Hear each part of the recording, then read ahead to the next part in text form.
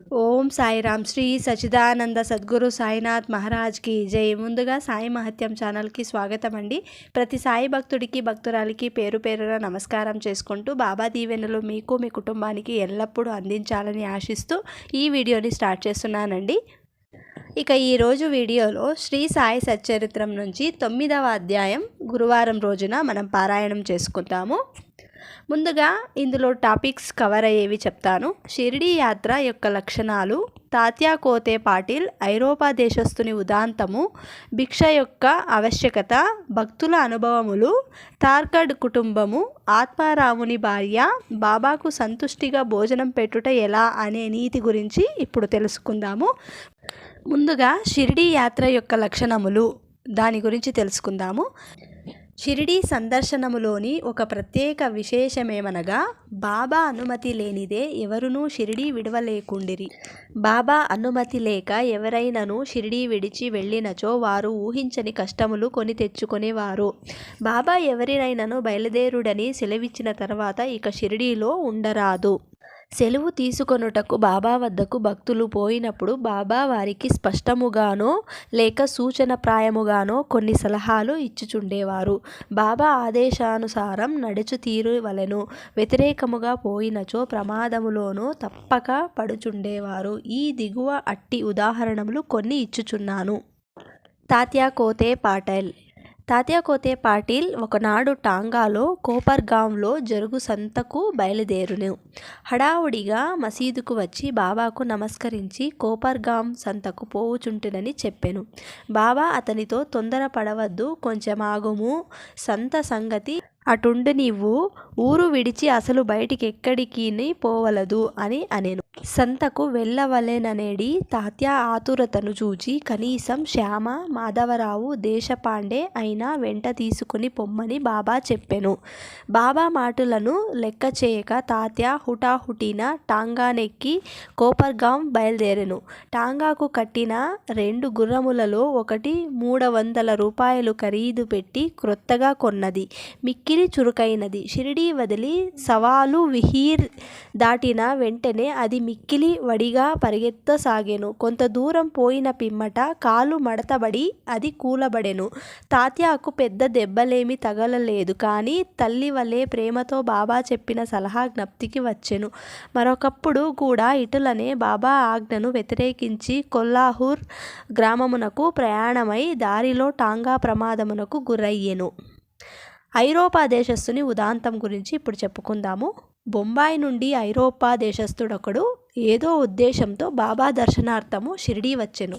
తనతో నానాసాహెబ్ చాందోర్కర్ వద్ద నుంచి తనను గూర్చిన యొక్క పరిచయ పత్రమును కూడా తెచ్చెను. అతని కొరకు ఒక ప్రత్యేకమైన గుడారము వేసి అందులో సౌకర్యముగా బస ఏర్పాటు చేసిరి.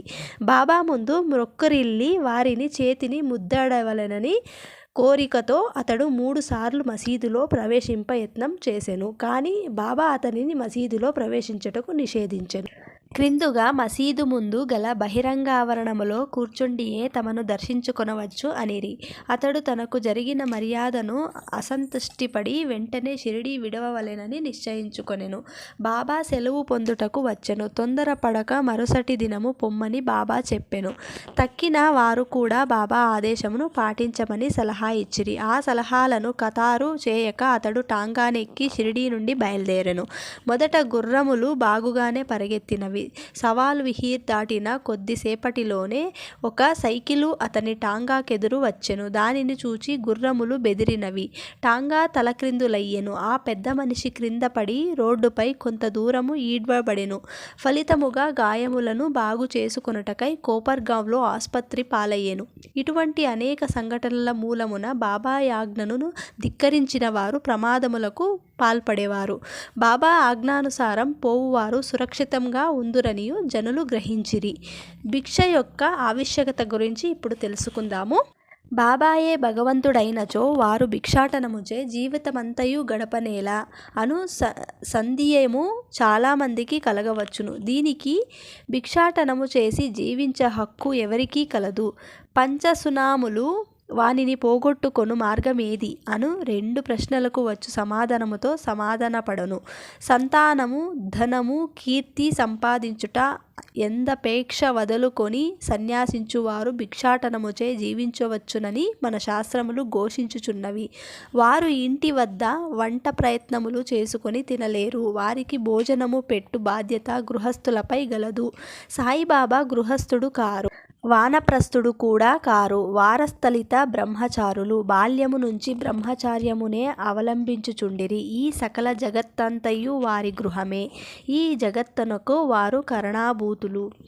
వారిపై జగత్తు ఆధారపడి ఉన్నది. వారు పరబ్రాహ్మణ స్వరూపులు కాబట్టి వారికి భిక్షాటన చేయు హక్కు సంపూర్ణంగా కలదు. పంచసునములు వానిని తప్పించుకొను మార్గమును ఆలోచించుతుము. భోజన పదార్థములు తయారు చేయుటకు గృహస్థులు 5 పనులు తప్పక చేయవలెను. అవి ఏమనగా దంచుట లేక రుబ్బుట, విసురుట, పాత్రలు తోముట, ఇల్లు ఊడ్చుట తుడుచుట, పొయ్యి అంటించుట. ఈ 5 పనులు చేయనప్పుడనేక క్రిమి కీటకాదులు మరణించుట తప్పదు. గృహస్థులు ఈ పాపము అనుభవించవలెను. ఈ పాప పరిహారమునకు మన శాస్త్రములు 6 మార్గములు ప్రబోధించుచున్నవి. బ్రహ్మయజ్ఞము, వేదాధ్యయనము, పితృయజ్ఞము, దేవయజ్ఞము, భూతయజ్ఞము, అతిథి యజ్ఞము శాస్త్రములు విధించి ఈ యజ్ఞములు నిర్వర్తించినచో గృహస్థులు మనస్సులు పాపరహితములగును. మోక్ష సాధనమునకు, ఆత్మ సాక్షాత్కారమునకు ఇవి తోడ్పడును. బాబా ఇంటింటికి వెళ్ళి భిక్ష అడుగుటలో ఆ గృహస్థులకు వారు చేయవలసిన కర్మను బాబా జ్ఞప్తికి తెచ్చినట్లయినది. తమ ఇంటి గుమ్మము వద్దనే ఇంత గొప్ప ప్రబోధమును పొందిన షిరిడీ ప్రజలెంతటి ధన్యులు. భక్తుల అనుభవముల గురించి ఇప్పుడు తెలుసుకుందాము. శ్రీకృష్ణుడు భగవద్గీత యందు శ్రద్ధాభక్తులతో ఎవరేని పత్రము గాని, పుష్పము గాని, ఫలము గాని లేదా నీరు గాని అర్పించినచో దానిని నేను గ్రహించెదను అని నుడివెను. సాయిబాబాకు సంబంధించిన ఇంకా సంతోషదాయకమగు విశేషమేమనగా తమ భక్తుడేదైనా తమకు సమర్పించవలెననుకొని ఏ కారణము చేతనైనా ఆ సంగతి మరిచినచో అట్టివానికి బాబా ఆ విషయము జ్ఞాపకము చేసి ఆ నివేదనను గ్రహించి ఆశీర్వదించువారు. అట్టి ఉదాహరణలు కొన్ని ఈ క్రింద చెప్పబోచున్నాను. తార్కాడ్ కుటుంబము. రామచంద్ర ఆత్మారాం ఉరుఫ్ బాబాసాహెబ్ తార్కాడ్ ఒకానొకప్పుడు ప్రార్థన సమాజస్థుడైనను తరువాత బాబాకు ప్రియభక్తుడైనాడు. వాని భార్యాపుత్రులు కూడా బాబాను మిగులు ప్రేమించుచుండిరి. ఒకసారి తల్లి కొడుకులు షిరిడీకి పోయి ఇచ్చట వేసవి సెలవులు గడపవలెనని నిర్ణయించుకొన్నారు. షిరిడీ పోవుట సంతోషదాయకమైనను కొడుకు మాత్రము దానికి మనస్ఫూర్తిగా ఇష్టపడలేదు. కారణమేమనగా తన తండ్రి ప్రార్థన సమాజమునకు చెందినవాడగుటచే ఇంటి వద్ద బాబా యొక్క పూజ సరిగా చేయకపోవచున్నానని సంశయించెను. కానీ బాబా పూజను తాను నియమానుసారం సక్రమముగా చేసేదనని తండ్రి వాగ్దానము చేయుటచే బయలుదేరెను. శుక్రవారము రాత్రి తల్లి కొడుకు బయలుదేరి షిరిడీకి వచ్చిరి. ఆ మరుసటి దినము శనివారం నాడు తండ్రియగు తార్కాడ్ పెందలకాడనే నిద్రలేచి స్నానము చేసి పూజను ప్రారంభించుటకు ముందుగా బాబా పటమునకు సాష్టాంగ నమస్కారం చేసి ఏదో లాంఛనము వలె కాక తన కుమారుడు చేయునట్లు పూజను శ్రద్ధగా తనచే చేయింపవలసినదని ప్రార్థించెను. ఆనాటి పూజను సమాప్తి చేసి నైవేద్యముగా కలకండాను అర్పించెను. భోజన సమయమందు దానిని పంచిపెట్టెను. ఆనాటి సాయంత్రం మరుసటి దినము అనగా ఆదివారం నాడు పూజ అంతయు సవ్యముగా జరిగెను. సోమవారం కూడా చక్కగా గడిచెను. ఆత్మారాముడు ఎప్పుడిట్లు పూజ చేసి ఉండలేదు. పూజ అంతయు కొడుకునకు వాగ్దానము చేసినట్లు సరిగా జరుగుచున్నందుకు సంతసించెను. మంగళవారం నాడు పూజనెప్పటి వలె సలిపి కచేరికి పోయెను. మధ్యాహ్నం ఇంటికి వచ్చి భోజనమునకు కూర్చున్నప్పుడు అక్కడ ప్రసాదము లేకుండుట గమనించెను. నౌకరును అడగగా ఆనాడు నైవేద్యమిచ్చుట మరచుటచే ప్రసాదము లేదని బదులు చెప్పెను. ఈ సంగతి వినగానే భోజనమునకు కూర్చున్న ఆత్మారాం వెంటనే లేచి బాబా పటమునకు సాష్టాంగ నమస్కారం చేసి బాబాను క్షమాపణ కోరెను. బాబా తనకు ఆ విషయమును జ్ఞప్తికి తేనందుకు నిందించెను. ఈ సంగతులన్నింటినీ షిరిడీలోనున్న తన కొడుకునకు వ్రాసి బాబాను క్షమాపణ వేడుకొమనెను. ఇది బాంద్రాలో మంగళవారం మధ్యాహ్నం సుమారు 12 గంటలకు జరిగెను. అదే సమయమందు షిరిడీలో మధ్యాహ్న హారతి ప్రారంభించుటకు ముందు ఆత్మారాముని భార్యతో బాబా ఇట్లనెను: తల్లి, ఏమైనా తినవలెనను ఉద్దేశముతో బాంద్రాలో మీ ఇంటికి పోయినాను. తలుపు తాళం వేసియుండెను. ఎలాగుననో లోపల ప్రవేశించి తిని, కాని అక్కడ తినుటకేమీ లేకపోవుటచే తిరిగి వచ్చి తిని అనెను. బాబా మాటలు ఆమెకేమీ అర్థం కాలేదు, బోధపడలేదు. కానీ ప్రక్కనే ఉన్న కుమారుడు మాత్రం ఇంటి వద్ద పూజలోనేమియూ లోటుపాటులు జరిగినని గ్రహించి ఇంటికి పోవుటకు సెలవు నిమ్మని బాబాను వేడెను. అందులకు బాబా పూజను అక్కడనే చేయమని, ఇంటికి పోనవసరం లేదని చెప్పెను. వెంటనే కొడుకు షిరిడీలో జరిగిన విషయమంతయు వివరముగా తండ్రికి ఉత్తరము వ్రాసి బాబా పూజను అశ్రద్ధ చేయవద్దని వేడుకొనెను. ఈ 2 ఉత్తరములు ఒకటికొకటి మార్గమధ్యమున తటస్థపడి తమ తమ గమ్యస్థానములకు చేరెను. ఇది ఆశ్చర్యకరము కదా. ఇప్పుడు ఆత్మారాముని భార్య గురించి తెలుసుకుందాము. ఇక ఆత్మారాముని భార్య విషయము. ఒకసారి ఆమె 3 పదార్థములను బాబాకు నైవేద్యముగా పెట్టుటకు సంకల్పించుకొనెను. అవి వంకాయ పెరుగు పచ్చడి, వంకాయ వేపుడు కూర, తరువాత పేడ. బాబా వీనినెట్ల గ్రహించెనో చూచెదము. బాంద్రా నివాసియగు రఘువీర భాస్కర్ పురందరే బాబాకు మిక్కిలి భక్తుడు. అతడు ఒకనాడు భార్యతో షిరిడీ బయలుదేరుచుండెను. ఆత్మారాముని భార్య పెద్ద వంకాయలు 2 మిగులు ప్రేమతో తెచ్చి పురందరుని భార్యతో చేతకిచ్చి, ఒక వంకాయతో పెరుగు పచ్చడిని, 2వ దానితో వేపుడును చేసి బాబాకు వడ్డించమని వేడెను. షిరిడీ చేరిన వెంటనే పురందరుని భార్య వంకాయి పెరుగు పచ్చడి మాత్రం చేసి బాబా భోజనమునకు కూర్చున్నప్పుడు తీసుకొని వెళ్ళెను. బాబాకు ఆ పచ్చడి చాలా రుచిగా ఉండెను. కానీ దాని నందరకు పంచిపెట్టెను. వెంటనే తనకు వంకాయ వేపుడు కూడా అప్పుడే కావాలనని బాబా అడిగెను. ఈ సంగతి భక్తులు రాధాకృష్ణమయికి తెలియపరచిరి. అది వంకాయల కాలము కాదు కనుక ఆమెకేమియూ తోచకుండెను. వంకాయలు ఎట్లు సంపాదించుట అనునది ఆమెకు సమస్య అయ్యెను. వంకాయ పచ్చడి తెచ్చినదెవరని కనుగొనగా పురందరుని భార్య అని తెలియుటచే వంకాయ వేపుడు కూడా ఆమెయే చేసి పెట్టవలెనని ఆమెకు కబురు పంపిరి. అప్పుడందరికీ వంకాయ వేపుడను బాబా ఎందులకు కోరిరో తెలిసినది. బాబా సర్వజ్ఞతను అందరూ ఆశ్చర్యపడిరి.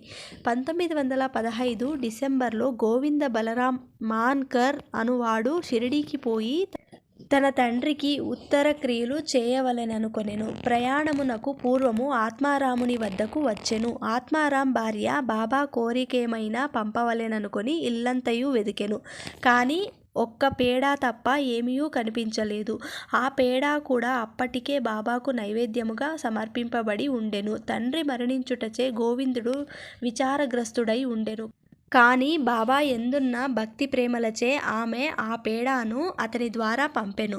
బాబా దానిని పుచ్చుకొని తినునని నమ్మి ఉండెను. గోవిందుడు షిరిడీ చేరెను. బాబాను దర్శించెను. కానీ పేడా తీసుకొని వెళ్ళుట మరిచెను. బాబా అప్పటికి ఊరుకుండెను. సాయంత్రము బాబా దర్శనమునకై వెళ్ళినప్పుడు కూడా అతడు పేడా తీసుకొని పోవటం మరిచెను. అప్పుడు బాబా ఓపిక పట్టక తన కొరకేమి తెచ్చినావని అడిగెను. ఏమీయూ తీసుకొని రాలేదని గోవిందుడు జవాబిచ్చెను.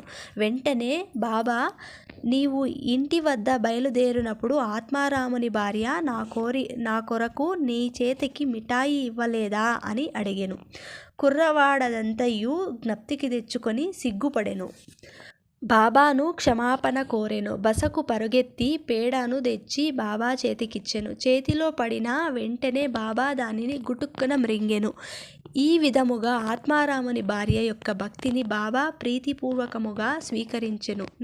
నా భక్తులు నన్నెట్లా భావింతురో నేను వారి నా విధముగానే అనుగ్రహింతును అని గీతావాక్యము నిరూపించెను. బాబాకు సంతుష్టిగా భోజనం పెట్టుట ఎట్లా అనే విషయం గురించి చెప్పుకుందాము.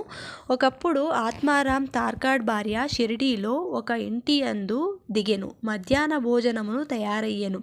అందరికీ వడ్డించిరి. ఆకలితో ఉన్న కుక్క ఒకటి వచ్చి మొరుగుట ప్రారంభించెను. వెంటనే తార్కాడ్ భార్య లేచి ఒక రొట్టె ముక్కను విసిరెను. విసిరెను. ఆ కుక్క ఎంతో మక్కువగా ఆ రొట్టె ముక్కను తినెను. ఆనాడు సాయంకాలం ఆమె మసీదునకు పోగా బాబా ఆమెతో ఇట్లనెను, తల్లి, నాకు కడుపు నిండా గొంతు వరకు భోజనం పెట్టినావు. నా జీవశక్తులు సంతుష్టి చెందినవి. ఎల్లప్పుడూ ఇట్లనే చేయుము. ఇది నీకు సద్గతి కలుగజేయును.